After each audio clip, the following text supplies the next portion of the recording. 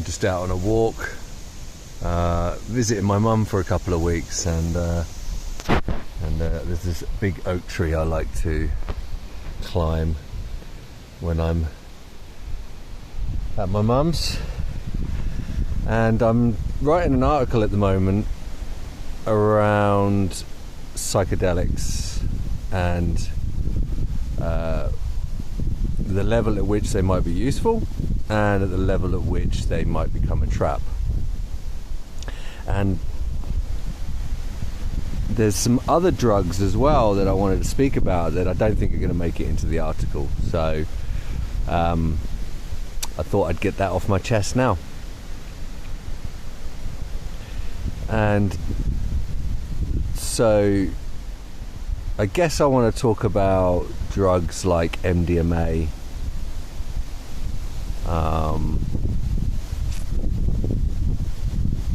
maybe cocaine, and they're party drugs, I guess. And what it might mean if you're drawn to those drugs consistently. I mean, I think we all have a phase in our life when we party and we let our hair down and we have fun. But if you're sort of getting on in your years and you still find yourself needing these drugs to have a good time, needing these drugs to feel good, then I want to invite some considerations around what that might mean. It's not really a secret that I've used these drugs extensively way into my mid-30s, and dabbled a little bit since then, but not really been drawn to them since then. And so I have a lot of experience around using and abusing these drugs, especially MDMA. So MDMA is going to, I'm going to look at this from an energy level perspective. If you want to learn more about energy levels, I invite you to check out a book called Levels of Energy by Frederick Dodson. I'll be using a little bit of his take. There's many people that have written books on levels of energy,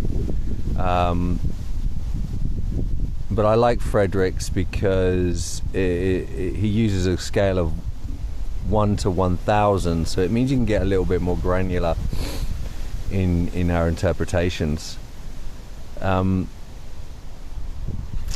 So, my take is that energy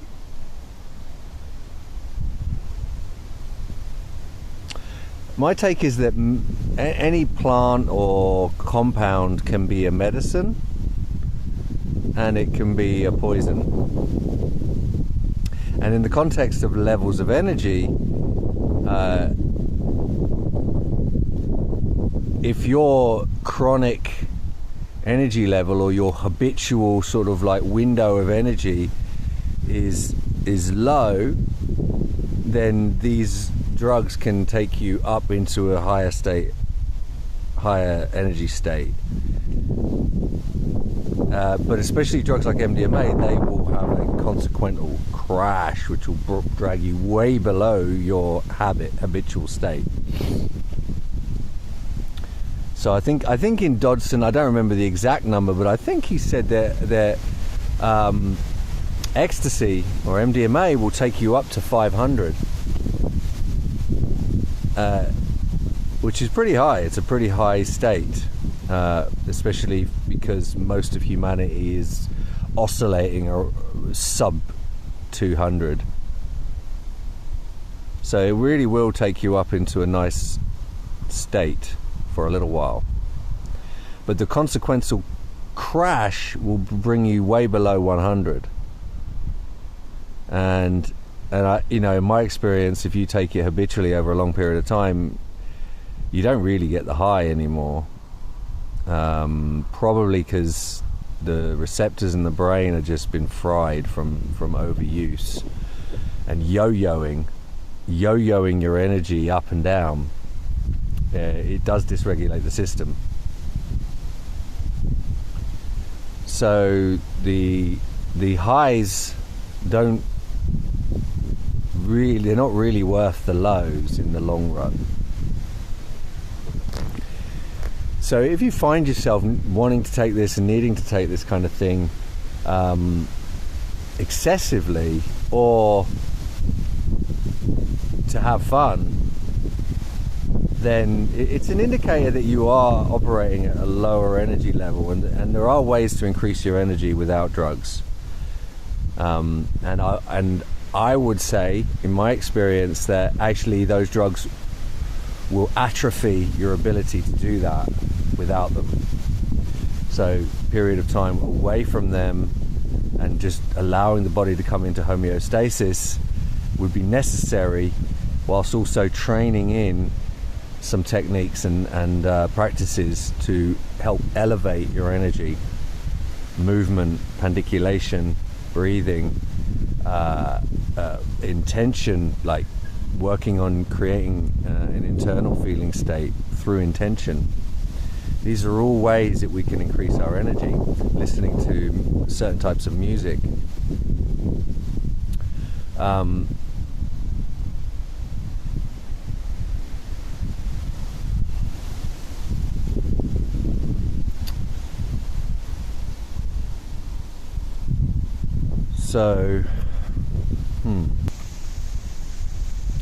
So that kind of, I guess that covers like MDMA.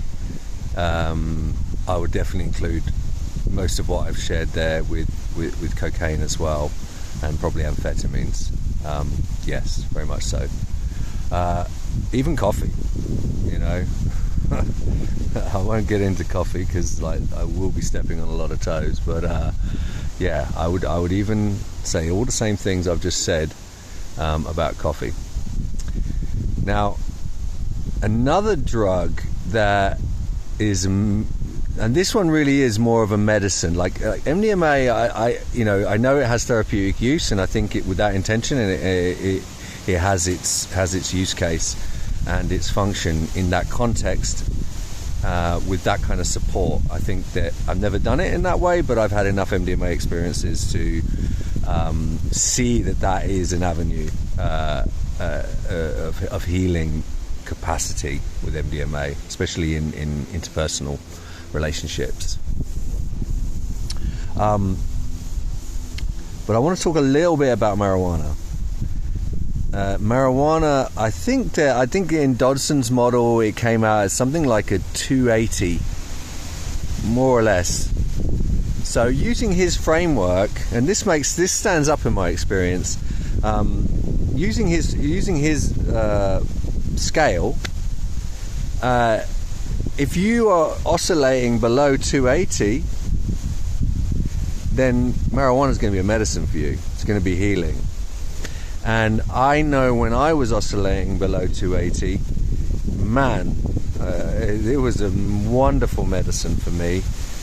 I mean, apart from a time in my teens when I used it recreationally,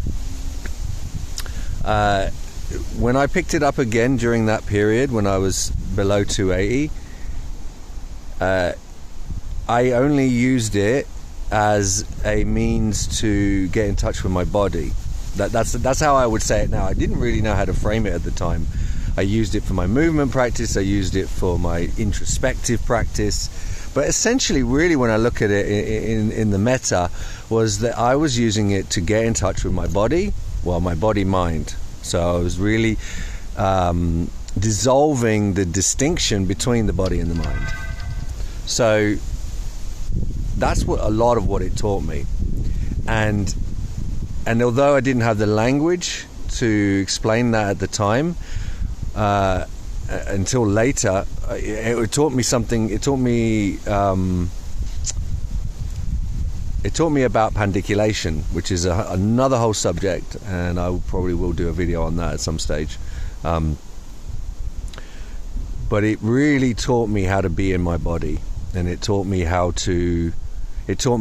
my mind affected my posture and my how my internal feeling states and orientations and dispositions affected how I felt in my body. So massive amount of learning from marijuana. I certainly wouldn't want to dismiss it as a medicine for a wide group of people on this planet, and not all of them. I'm not saying everyone below 280 would benefit from it, but I think a lot of people could. However, I always used it with that intention, and once or twice I used it in a recreational scenario, and then I would inevitably get caught up in a healing process. So I was like, because I created an association with it, I couldn't really use it any other way.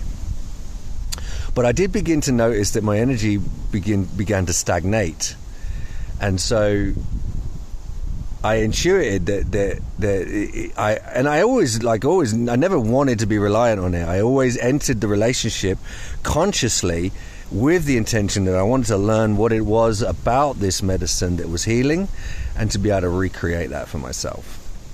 And eventually I managed to do that. Eventually I managed to get the fruits from marijuana, and now I don't need it anymore. And now I feel like my energy is above 280 as a habit. And even when it dips below that, I don't feel like marijuana. I know how to get up and above 280 without it. And so if you find yourself needing marijuana for whatever reason, for social for relaxation or social reason, please consider that your energy is below 280 on a scale of 1 to 1,000. So not terrible, way better than most of the planet,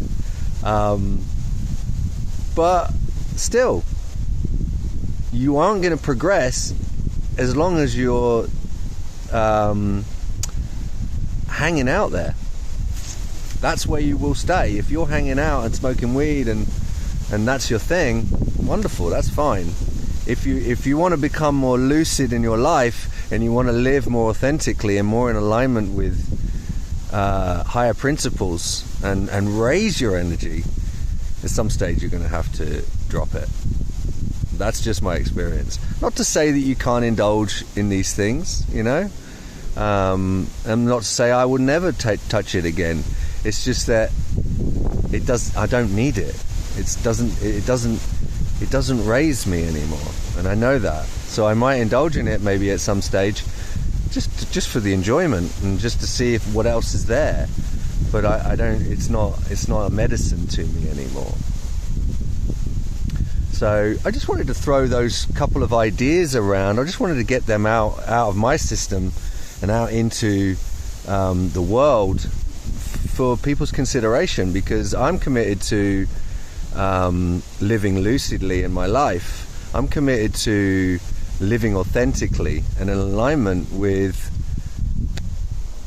higher principles, and I'm committed to expansion and growth within my life, and I want that to continue infinitely beyond this body, beyond this life. And so if that resonates with you, then I'm speaking to you. And if you find yourself drawn to these drugs, then I want to invite you that there is this place beyond them, and that they may be holding you back, because when we engage in connecting to higher states through something extrinsic to us, our own capacity to sustain, to hold, to contain. There we go. To contain and sustain those states becomes atrophied because the body doesn't waste energy. The body will allow pathways and tissues to become dormant if we are taking in or shortcutting it through an extrinsic component. And so we become weak, and we lose the ability to do it without it, both physiologically and psychologically. We think we need it. And if that's true for you, then you do, but it doesn't need to be. And so my hope is to convey a message to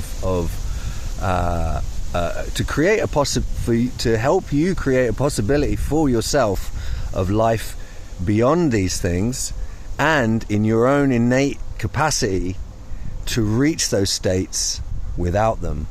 Because now I'm oscillating at a place where if I take MDMA, it doesn't really get me high, and the low is so way below where I oscillate as a habit that I'm like, it's just not worth it. It's just really not worth it. So, like, I feel like I'm on a little bit of like a quarter or a third of a tab of ecstasy all the time, and so much so that that's just where I'm at. It's just who I am, and it feels great without any of the faces and the gurning and the messiness of it. I get the clarity with the ecstatic feeling just as a baseline. And yeah, you can have that too. So I hope this was helpful, and I hope it has offered a new way to look at some of these drugs and our relationship to them. Wishing you a beautiful day. I'm here, it's November, and the sun is shining, and I'm up a tree, and life is good. So I hope you get outside today and enjoy yourselves.